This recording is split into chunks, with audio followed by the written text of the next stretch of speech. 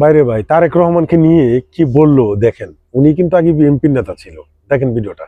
সাম্প্রতিক তারেক রহমান সাহেব একটা বক্তব্য দিয়েছেন, যে বক্তব্যটা বস্তুনিষ্ঠ নয়। একটি রাজনৈতিক দল যারা আজকে ভোটের বাজারে ঘুরে বেড়াচ্ছে, সেই রাজনৈতিক দলটি 71 সনে লক্ষ লক্ষ মানুষকে হত্যা করেছে, লক্ষ লক্ষ মা বোনের ইজ্জত নষ্ট করেছে।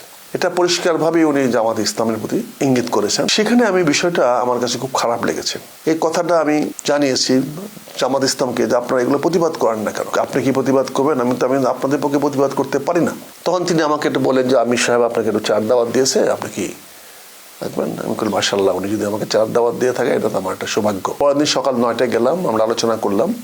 আলোচনা করার পরে উনি আমাকে গঠনতন্ত্র দিলেন, দিয়ে বললে এটা পড়েন। আমি বললাম আমি আপনার গঠনতন্ত্র জানি, আমি পড়েছি, দেখেছি।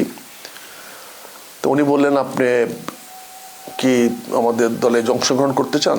তাই আমি বললাম যদি আপনাদের দলে তো আমি রোকন হওয়ার সুযোগ নাই, তা আপনি যদি আমাদেরকে যদি গ্রহণ করেন, যদি করেন আপনি আলহামদুলিল্লাহ, আমি আপনাকে গ্রহণ করলাম, যদি আপনি যোগদান করেন। উনিও বললেন আলহামদুলিল্লাহ, আমিও বললাম শুক্রিয়া। তো এইভাবে আমরা সকালবেলা জয়েন করলাম।